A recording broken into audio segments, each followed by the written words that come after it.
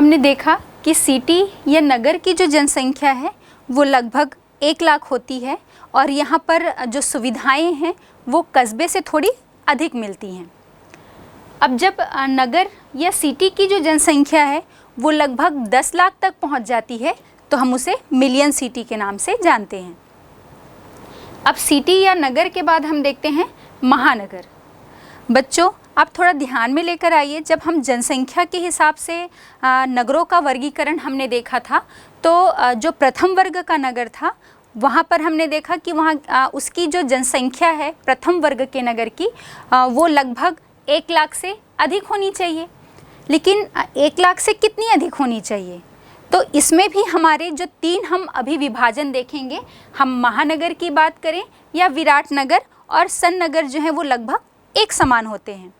तो ये दोनों ही जो, या हम सन नगर को भी मिला लें तो ये तीनों मिलाकर जो है वो प्रथम श्रेणी के नगर के अंतर्गत आते हैं, क्योंकि इनकी जनसंख्या जो है वो 1 लाख से अधिक होती है।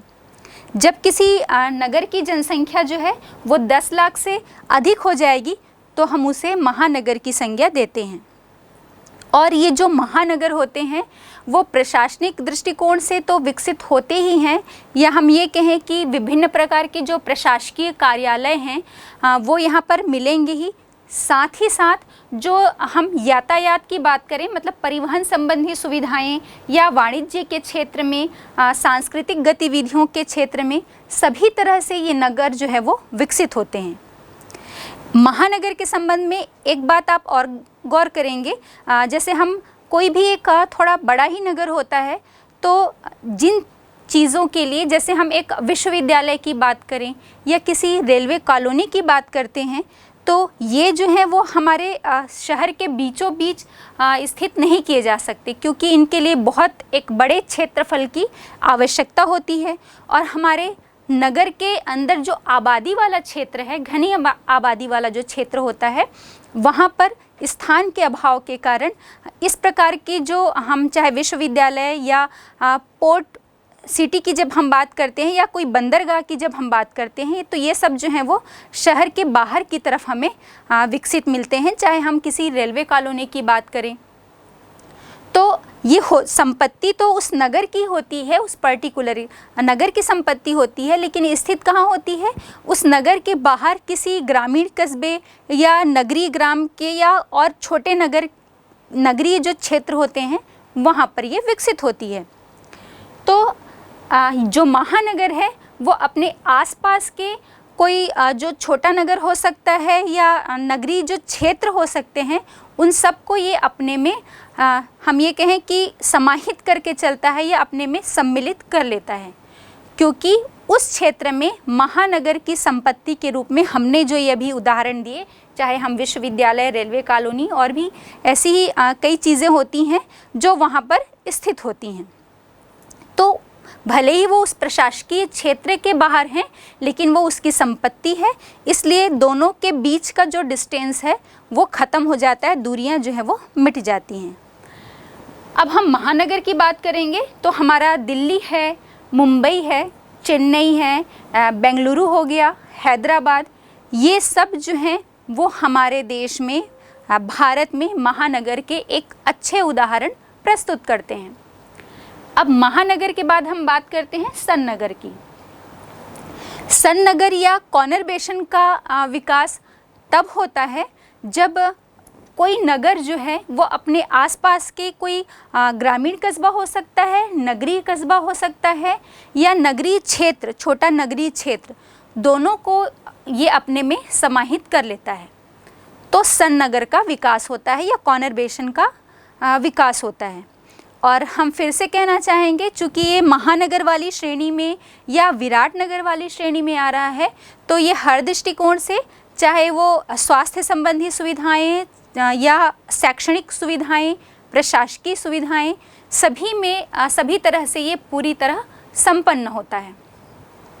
हमारा जो दिल्ली और कोलकाता जो है हमारे देश में सन नगर या कॉन्युर्बेशन के एक बहुत अच्छे उदाहरण हैं। हम देखते हैं कि जो दिल्ली है वो सिर्फ अपने क्षेत्र तक ही सीमित नहीं है, इसके अंतर्गत हमारा जो गाज़ियाबाद है, या हम बात करें नोएडा की, तो ये सारे मतलब अपने आसपास के क्षेत्र या कस्बों को अपने में सम्मिलित करता हुआ चलता है, या हम कहें कि इसका विकास जो है वो दिल्ली के अंदर ही उसी में समाविष्ट होकर इनका विकास हुआ है। या हम कोलकाता की भी बात करते हैं तो कोलकाता, हावड़ा, ये सब सबसे अच्छे सन नगर के उदाहरण जो हैं वो प्रस्तुत करते हैं। अब सन नगर के विकास की कुछ अवस्थाएं होती हैं। कोई एक नगर जब वो अपने आसपास के कस्बों को अपने साथ लेकर या अपने साथ विकास की तरफ लेकर बढ़ता है तो सन नगर का विकास होगा। दूसरी अवस्था होती है जब कोई दो नगर जो हैं उनका विकास साथ साथ होता है ना, तो भी हम उसे सन नगर की संज्ञा देते हैं। या फिर हम ये कह सकते हैं कि दो से कोई अधिक नगर, नगर हो सकते हैं, 4 नगर हो सकते हैं, और जब ये मिलकर आपस में विकास करते हैं या अपने आसपास के क्षेत्र को अपने अंदर समाहित कर लेते हैं तो भी हम इसे सन नगर या कॉनर्वेशन की संज्ञा देते हैं। ये हो गई सन नगर की बात। अब हम नेक्स्ट देखते हैं मेगालोपोलिस सिटी, या हम जिसे विराट नगर कहते हैं। विराट नगर का विकास भी बिल्कुल सन नगर की ही तरह होता है, कॉनर्वेशन की भांति ही होता है, और ये क्षेत्र भी जो है वो पूरी तरह से सांस्कृतिक, प्रशासकीय या यातायात, वाणिज्य के क्षेत्र में बहुत अच्छी तरह विकसित होता है। और साथ ही साथ हम देखेंगे यहाँ की जो जनसंख्या है वो आपकी 50 लाख से भी अधिक जनसंख्या जो है मेगालोपोलिस सिटी या विराट नगर में निवास करती है। इसकी एक और महत्वपूर्ण विशेषता है कि जैसे सन नगर जो है वो अपने आसपास के किन्हीं 1, 2 या उससे भी अधिक क्षेत्र को, कस्बों को अपने अंदर समाविष्ट कर लेता है या सम्मिलित कर लेता है, ठीक इसी प्रकार जो मेगालोपोलिस सिटी की हम बात कर रहे हैं या विराट नगर भी जो है, इनका विकास तभी होता है जब या हम मेगालोपोलिस सिटी की संज्ञा उन्हें तभी दे रहे हैं जब ये अपने आसपास के 2 या अधिक नगरों को अपने में समाविष्ट कर लेता है, सम्मिलित कर लेता है। तो ये हमने देखे नगरों की आकारिकी की हम बात करें या जनसंख्या या वहाँ पर जो उद्यम पाए जाते हैं, इनके आधार पर नगरीय कस्बों के प्रकार। बच्चों, आप सभी को पता होगा कि कोई भी 2 नगर जो हैं वो बिल्कुल समान नहीं होते, या हम ये भी कह सकते हैं कि जब हम किसी एक विशेष नगर की बात करते हैं तो उस विशेष नगर में हम उसके कार्य के आधार पर उसका विशेषीकरण कर रहे हैं, कि हम उसे कह दे रहे हैं कि ये शैक्षणिक नगर है, पर्यटन नगर है, या हम बोल सकते हैं उसे कि धार्मिक नगर है। लेकिन ऐसा नहीं होता कि जो उसका विशेषीकरण है या जिस क्षेत्र में उसे विशेषीकरण प्राप्त है, सिर्फ वही कार्य जो है वो उस नगर में किए जाते होंगे। उसके अलावा भी बहुत से कार्य जो हैं वो उस नगर के अंदर हमको मिलेंगे। चाहे वो हम एक एग्जाम्पल ले लेते हैं, जैसे हम वाराणसी की बात कर रहे हैं तो ये एक धार्मिक नगर तो है ही, साथ ही शिक्षा का भी एक प्रमुख केंद्र है। यहाँ पर यातायात या परिवहन की सुविधाएं भी हमें मिलेंगी, चिकित्सा संबंधी सुविधाएं भी हमें मिलेंगी। तो जो उसका विशेषीकरण है वो एक धार्मिक नगर के रूप में है, लेकिन इसके अलावा भी वहाँ पर हमें और बहुत से कार्य जो हैं उस नगर में मिलेंगे। जैसे हम बात कर लें कि चंडीगढ़ है, तो चंडीगढ़ एक प्रशासकीय नगर है, लेकिन ऐसा नहीं कि हमें वहाँ पर सिर्फ प्रशासकीय कार्यालय ही देखने को मिलेंगे। वो यातायात के दृष्टि से भी जो है बहुत विकसित होगा। हम बात करें कि परिवहन सुविधाओं के दृष्टिकोण से भी वो बहुत अच्छी तरह से विकसित होगा। हम इसी तरह एक और उदाहरण ले लेते हैं, जैसे अहमदाबाद की हम बात करते हैं तो अहमदाबाद जो है वो हमारा सूती वस्त्र उद्योग का जो है प्रमुख केंद्र है, तो हम इसे एक औद्योगिक नगर कह सकते हैं। लेकिन इसके साथ ही साथ ये वाणिज्य के रूप में भी बहुत अच्छी तरह से विकसित है, और चूँकि यहाँ पर वाणिज्य का विकास हुआ है तो जिस क्षेत्र में भी वाणिज्य का विकास होगा वो परिवहन के क्षेत्र में भी बहुत अच्छी तरह सुविकसित होगा। तो हमने देखा कि कोई भी एक नगर जहाँ पर उसे विशेषीकरण प्राप्त है या कोई विशेष कार्य जो है वहाँ पर किया जा रहा है, तो उसके आधार पर हम उसका नामकरण तो कर देते हैं, लेकिन इसके अतिरिक्त भी उस नगर में हमें ये कह सकते हैं हम कि गतिशीलता बहुत अधिक देखने को मिलती है, या हम ये कहें कि और अनेक कार्य भी वहाँ पर किए जाते हैं, या हर तरह की सुविधाएं उस पर्टिकुलर नगर में हमें देखने को मिलेंगी।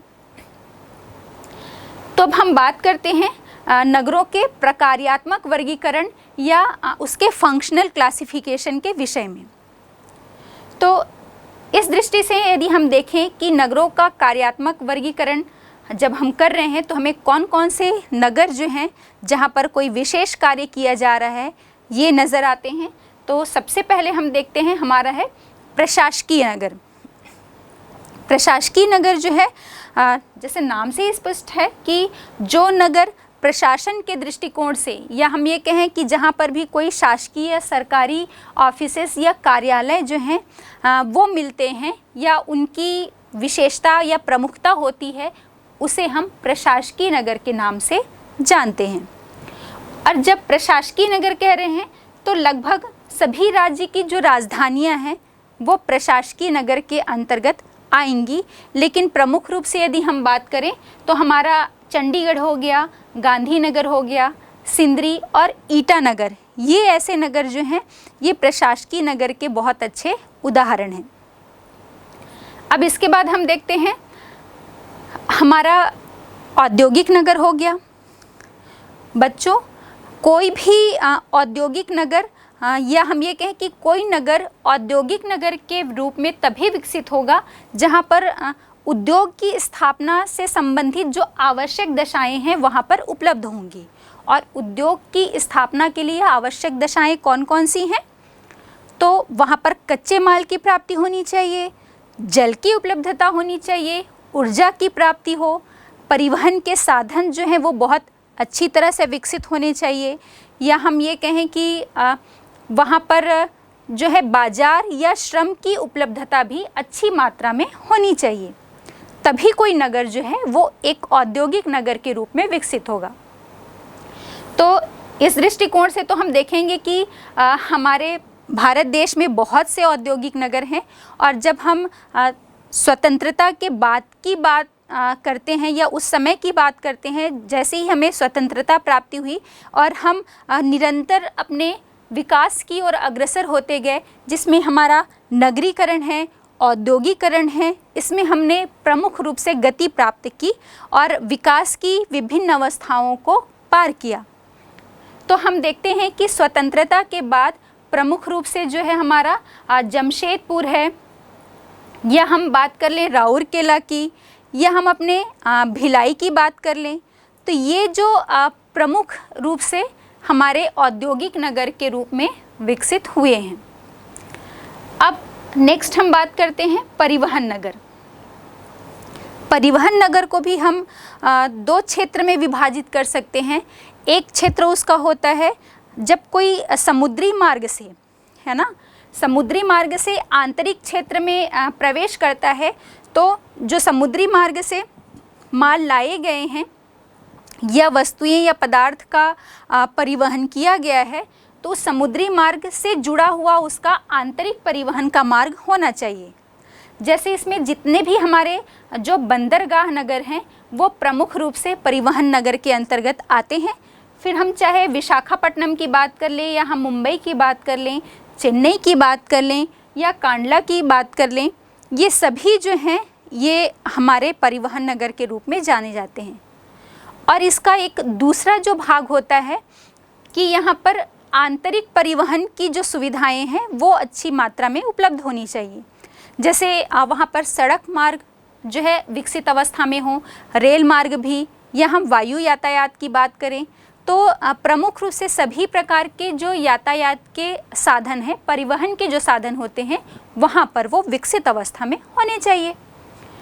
तो इसमें हम बात करेंगे भारत में प्रमुख परिवहन नगर के रूप में हम देखते हैं हमारा आगरा हो गया, धुलिया हो गया, मुगल सराय है, इटारसी है, या कटनी की हम बात करें तो ये प्रमुख परिवहन नगर के उदाहरण प्रस्तुत करते हैं।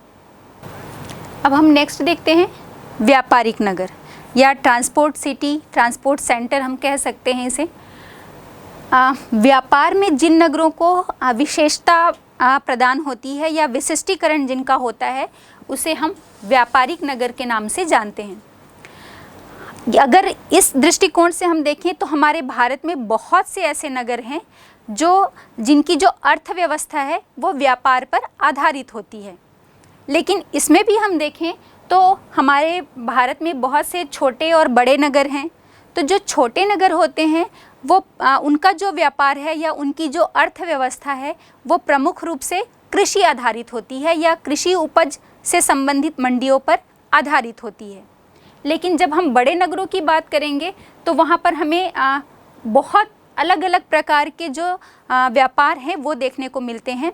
फिर वो चाहे उत्पादन से संबंधित हो, वाणिज्य से संबंधित हो, परिवहन की हम बात करें तो ये सभी दृष्टिकोण से जो है वो नगर विकसित होते हैं, या हम ये कहें कि वहाँ पर वस्तुओं या सेवाओं की जो है प्रमुखता देखने को मिलती है। अधिकतर लोग तृतीयक और चतुर्थक व्यवसाय में लगे हुए होंगे, तो उसे हम व्यापारिक नगर की संज्ञा देते हैं। हम अपने भारत में देखेंगे तो भारत में मुंबई जो है वो सबसे बड़ा व्यापारिक केंद्र है और इसी कारण से हम उस मुंबई को अपने भारत के व्यापारिक राजधानी के नाम से भी जानते हैं। और मुंबई के अलावा भी दिल्ली है, कोलकाता है, ये सब जो है ये हमारे प्रमुख व्यापारिक नगर हैं। यदि हम दक्षिण में चले जाएं तो हमारा बेंगलुरु हो गया, हैदराबाद हो गया, ये सब जो नगर हैं वो प्रमुख व्यापारिक नगर हैं या व्यापारिक केंद्र के नाम से हम इन्हें जानते हैं। फिर बात होती है नेक्स्ट खनन नगर, जो माइनिंग सेंटर्स होते हैं। तो हम ये देखेंगे कि विश्व में ही नहीं हमारे भारत में भी बहुत से ऐसे नगर हैं जिनका विकास जो है वहाँ पर उपलब्ध खनिजों के आधार पर हुआ है। फिर वो खनिज चाहे कोयला हो, लोहा हो, तेल हो, पेट्रोलियम हो, मतलब किसी भी प्रकार के संसाधन हो सकते हैं। खनिजों के आधार पर जिन नगरों का विकास होता है उसे हम खनन नगर के नाम से जानते हैं, क्योंकि जहाँ पर खनिज की उपलब्धता होती है तो खनिज को उसे परिशोधित करने के शोधन कारखाने भी वहाँ पर स्थापित होते हैं। फिर उन खनिजों को जहाँ पर जिन क्षेत्रों में कारखाने या उद्योग जो स्थापित हैं वहाँ से उन्हें कच्चा माल उपलब्ध कराया जाता है।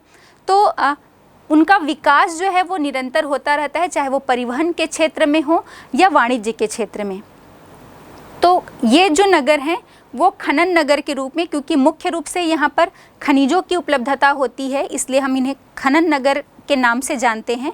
और हम भारत में इसके उदाहरण देखें तो हमारा रानीगंज, झरिया, पूरा छोटा नागपुर का जो क्षेत्र है ना, जिसमें प्रमुख रूप से हम रानीगंज और झरिया की बात करें जो कोयला क्षेत्र हैं, हम असम में डिगबोई की बात कर लें या फिर अंकलेश्वर की बात कर लें तो ये तेल के लिए प्रसिद्ध है। और जब हम राजस्थान में चले जाते हैं तो हमारा राजस्थान का जो खेतड़ी है वो तांबे के लिए प्रमुख रूप से प्रसिद्ध है। ये तो प्रमुख उदाहरण हो गए, ऐसे ही और भी बहुत से क्षेत्र हैं जो खनिजों के लिए प्रसिद्ध हैं। इसके बाद हम बात करते हैं छावनी नगर।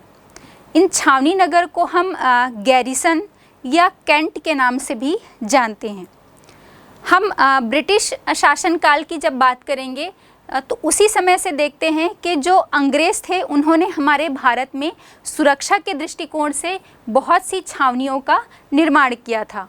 और ये ऐसे क्षेत्र थे जहाँ पर सैनिक गतिविधियाँ जो हैं वो अधिक होती थी, चाहे उन्हें प्रशिक्षण का कार्य देना हो या वहाँ उन्हें बहुत जो अलग अलग तरह की सुविधाएं हैं वो उपलब्ध कराना हो। ये सभी तरह के जो कार्य हैं मतलब प्रमुख रूप से उन क्षेत्रों या नगरों में हम देखेंगे सैन्य गतिविधियाँ ही होती थी।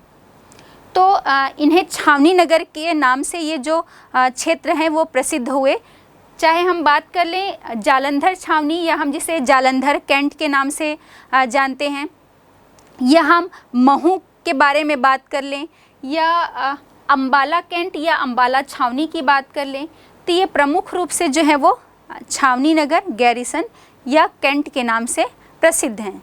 पहले तो इनका विकास सैन्य गतिविधियों या सुरक्षा के दृष्टिकोण से ही हुआ था, लेकिन जैसे जैसे समय बीतता गया तो ये बहुकार्यात्मक नगरों के रूप में विकसित हो गए। मतलब सैन्य गतिविधियों के अलावा भी यहाँ पर अलग अलग तरह से कार्य, चाहे वो उत्पादन हो, सेवाओं से संबंधित हो, ये कार्य होने लगे और ये बहुकार्यात्मक नगरों के रूप में विकसित होते चले गए।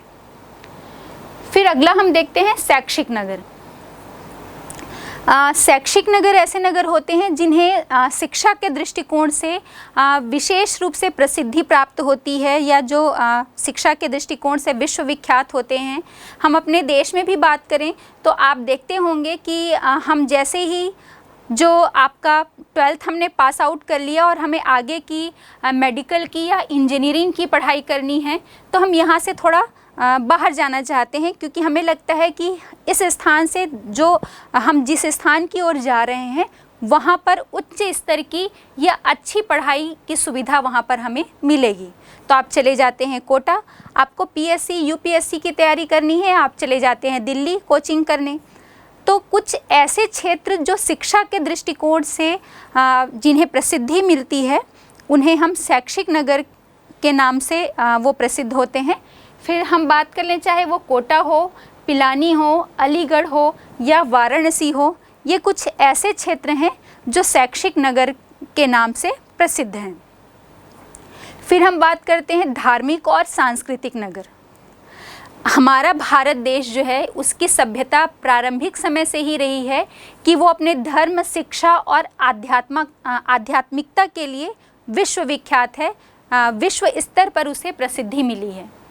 और हम प्राचीन समय से ही देखेंगे कि बहुत से ऐसे नगर हैं जो आपके मंदिर, मस्जिद, गुरुद्वारे के आसपास ही जो बस्तियां हैं वो प्रारंभ में विकसित होती गईं और विकास करते करते वो नगर की अवस्था तक पहुंच गए। तो ऐसे नगर जो धार्मिक दृष्टिकोण से या किसी भी प्रकार से सांस्कृतिक कारणों से विकसित होते हैं, उन्हें हम धार्मिक नगर की संज्ञा देते हैं। और ये नगर तीर्थ स्थान के रूप में भी वर्तमान में अब प्रसिद्ध हैं।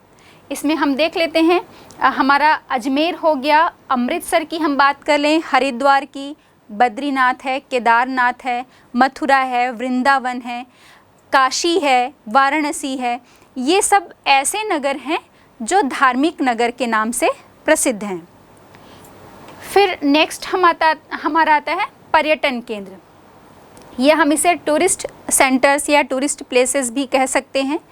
और पर्यटन केंद्रों का विकास भी अंग्रेज़ों के शासनकाल से ही अधिकतर जो है विकास वो उनका हो चुका था, क्योंकि हमने तब भी चर्चा की थी कि अंग्रेज़ जो है वो एक ठंडे प्रदेश से आए थे और हमारे देश की जो जलवायु है वो गर्म है। तो उन्होंने जो ऊंचे पहाड़ी क्षेत्र हैं वहाँ पर या जो समुद्र तटीय क्षेत्र होते हैं वहाँ पर उन्होंने कुछ पर्यटन केंद्रों या पर्यटन नगरों की स्थापना की और उसका विकास किया। तो इसमें हमारे प्रमुख रूप से यदि हम पर्वतीय क्षेत्र में चले जाएं तो मसूरी है, नैनीताल है, हम गंगटोक की बात कर लेते हैं, दार्जिलिंग हो गया। ये कुछ प्रमुख हिल स्टेशंस है, पर्वतीय क्षेत्र या ठंडे क्षेत्र के रूप में प्रसिद्धि मिली है इन्हें। और जब हम समुद्र तटीय क्षेत्र की बात करें तो जब हम समुद्र तट में जाते हैं तो हम देखते हैं कि लंबी लंबी, बड़ी बड़ी, ऊंची ऊंची जो है वो समुद्री लहरें हमें बहुत आकर्षित करती हैं। और साथ ही यहाँ की जो जलवायु है वो सम जलवायु होती है, हमें सुकून प्रदान करती है। ना वहाँ हमें बहुत गर्मी का एहसास होगा और ना ही हमें बहुत अधिक ठंड का एहसास होगा। तो फिर हम बात कर लें, मुंबई हो गया, गोवा हो गया, विशाखापट्टनम, चेन्नई या केरला का जो समुद्री तट है या समुद्र तटीय जो क्षेत्र हैं वहाँ पर जो स्थित नगर हैं वो प्रमुख रूप से पर्यटन केंद्रों के रूप में विकसित हुए हैं। बच्चों, कई बार बोर्ड परीक्षा में ये पूछ लिया जाता है कि पर्यटन केंद्र जो हैं उनके विकसित होने के लिए उनके विकास की कौन सी आवश्यक दशाएं होनी चाहिए। 2 नंबर का क्वेश्चन पूछ सकता है। तो आपका उत्तर होना चाहिए, कोई भी नगर या जो क्षेत्र है वो पर्यटन केंद्र के रूप में तब विकसित होगा जब वहाँ पर की जो जलवायु हो वो स्वास्थ्यप्रद जलवायु हो, वहाँ हमारे बॉडी के अनुकूल हो। हम ये कह सकते हैं बहुत अधिक ना गर्मी ना बहुत अधिक ठंडी पड़ती हो, स्वास्थ्यवर्धक जलवायु। दूसरी इसकी कंडीशन है वहाँ पर प्राकृतिक छटा या सौंदर्य जो है वो बहुत अच्छा हो, सुंदर प्राकृतिक छटा वहाँ पर मिलती हो। और तीसरा, वहाँ पर मनोरंजन के पर्याप्त साधन जो हैं विकसित हो। तो ऐसे जो क्षेत्र हैं वो पर्यटन केंद्र के रूप में विकसित होते हैं। तो बच्चों, ये हो गया हमारे नगरों का कार्यात्मक वर्गीकरण। जिन नगरों को अलग अलग क्षेत्र में विशेष कार्य में कोई विशेषीकरण प्राप्त है, तो उस आधार पर हमने देखा कि हमारे सामने अलग अलग, चाहे वो औद्योगिक नगर, खनन नगर, शैक्षिक नगर आदि की हमने बात की। अब हम देखते हैं, जब हम भारत में नगरीकरण की बात करते हैं तो भारत में नगरीकरण की शुरुआत कब हुई, कब इसमें वृद्धि हुई, कौन सा ऐसा समय था जो एक बीच का समय था जब नगरीकरण ना बहुत तेज़ी से बढ़ा, ना उसमें हम ये कहें कि उसके ऋणात्मक वृद्धि की जो दशा है वो उत्पन्न हुई। तो इस पे हम थोड़ा नज़र डाल लेते हैं। जब हमने जनसंख्या के विषय में बात की थी तो हमने देखा था कि हमारे भारत में 1881 से जो है पहली संपूर्ण जनगणना हुई, और तब से लेकर आज तक जो हर 10 वर्ष के अंतराल में हमारे भारत में जनगणना का कार्य किया जाता है। तो इसी में हम देखते हैं कि 1881 में जब हम बात करें तो नगरीकरण का जो प्रतिशत था उस समय 9.3 था। उसके बाद 1931 में नगरीकरण का प्रतिशत जो है वो बढ़कर आपका लगभग 11.99% हो गया।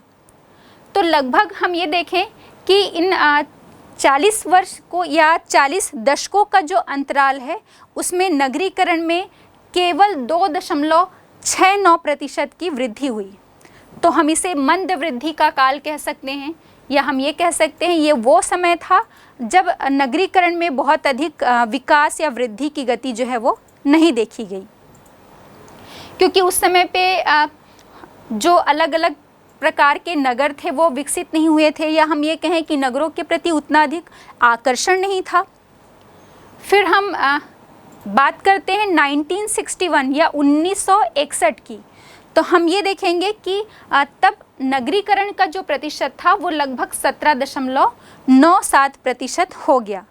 तो 1931 से 1961 के बीच का जो समय है इसे हम नगरीकरण के मध्यम वृद्धि का समय कह सकते हैं, क्योंकि थोड़ी वृद्धि हुई, बहुत ज़्यादा विकास तो हम नहीं कह सकते, लेकिन थोड़ी वृद्धि हुई नगरीकरण में।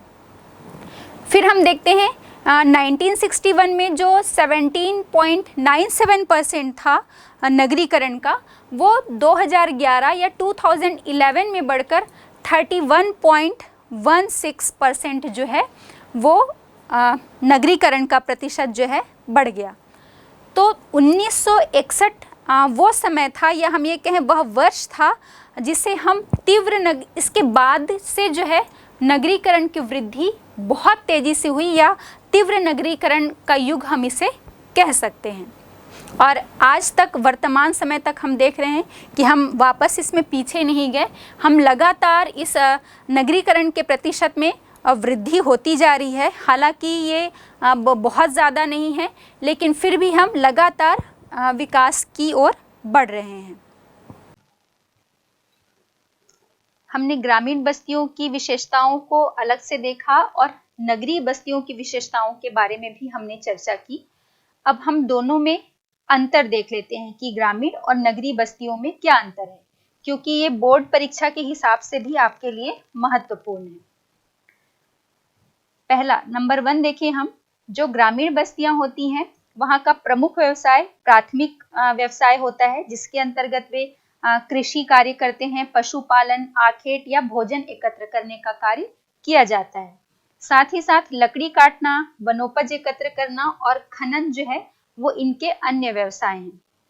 वहीं हम नगरीय बस्तियों में देखेंगे तो जो नगरीय क्षेत्र में निवास करते हैं उनका प्रमुख व्यवसाय निर्माण उद्योग, परिवहन, वाणिज्य एवं व्यापार और उच्च जो सेवाएं होती हैं या प्रशासन से संबंधित कार्य में भी लगे होते हैं। दूसरा इसका अंतर है, यहाँ प्राथमिक आवश्यकताओं की पूर्ति के लिए उत्पादन किया जाता है, जैसे भोजन के लिए अनाज उत्पादन करेंगे, कारखाने के लिए कच्चा माल जैसे आपका कपास हो गया, जूट, ऊन या रेशम आदि का ये उत्पादन करेंगे। लेकिन हम नगरीय बस्तियों में देखेंगे तो यहाँ पर निर्मित माल का उत्पादन होता है, जैसे वस्त्र, मशीनें, औजार आदि। और यहाँ लोग भी द्वितीय, तृतीय और चतुर्थ श्रेणी की आवश्यकताओं की पूर्ति के लिए उत्पादन करते हैं। गांव में किसी भी प्रकार की कोई प्रशासनिक इकाई नहीं होती है और नगर में कोई ना कोई छोटी या बड़ी प्रशासनिक इकाई जरूर होती है। गांव में परिवहन सुविधाएं बहुत पिछड़ी हुई होती हैं और साथ ही साथ बहुत कम भी होती हैं और पुरानी होती हैं, जैसे कच्ची सड़क हो गई या बैलगाड़ी और ट्रैक्टर आदि। हालांकि अभी इस क्षेत्र में बहुत सुधार हो चुका है, लेकिन अधिकतर हम देखेंगे कि जो आवृत्ति है वो हमें कच्ची सड़कों की अधिक मिलती है। और नगर में परिवहन सुविधाएं सबसे अधिक होती हैं और साथ ही साथ विकसित अवस्था में होती हैं, जैसे पक्की सड़कें, रेल मार्ग, वायु यातायात आदि। गांव में उच्च सेवाओं का लगभग अभाव होता है और ये सुविधाएं अगर होती भी हैं तो अत्यंत प्रारंभिक अवस्था की सेवाएं दी जाती हैं या सेवाएं होती हैं। जैसे शिक्षा में अधिकतर हम देखेंगे उच्चतर माध्यमिक स्तर तक की शिक्षा प्राप्त होगी, या हम स्वास्थ्य संबंधित सुविधा में देखेंगे तो यहाँ हॉस्पिटल जो होते हैं वो भी प्राथमिक स्तर तक के होते हैं। नगर में उच्च सेवाएं अपेक्षाकृत अच्छे स्तर की सुलभ होती हैं। जैसे शिक्षा की हम बात करें तो वो डिग्री स्तर तक की शिक्षा उपलब्ध होगी, और हॉस्पिटलिटी की हम बात करें तो हॉस्पिटल भी आपको उच्च स्तर के मिलेंगे, और साथ ही साथ पुलिस व्यवस्था भी यहाँ पर हमें अच्छी देखने को मिलती है। फिर नेक्स्ट देखते हैं हम, गांवों की जनसंख्या कम होती है। जैसे भारत में विशालतम गांव की जो जनसंख्या है वो 16,000 है, और सामान्य रूप से गांव की जनसंख्या लगभग 300 से 700 के मध्य पाई जाती है। अधिक जनसंख्या से ही कोई गांव नगर नहीं बन जाता, ये हमें पता है। और जहां तक कि यहाँ कोई निर्माण उद्योग या व्यापारिक केंद्र या बाजार की सुविधाओं की बात होगी तो ये हर तरह की जो सुविधाएं हैं और उच्च सेवाएं जो हैं ये सुविधाएं यहाँ पर प्राप्त नहीं होती। नगरों की जनसंख्या गांवों की अपेक्षा बहुत अधिक होती है, या जनसंख्या कुछ हजार से लेकर 1 करोड़ से भी अधिक पाई जाती है। और ये अनुमान भी है कि शंघाई या चीन नगर की जो जनसंख्या है वो 1 करोड़ से भी अधिक हो गई है। फिर ग्रामीण बस्तियां प्रकीर्ण एवं एकाकी होती हैं और नगरीय बस्तियां सघन बस्तियां होती हैं।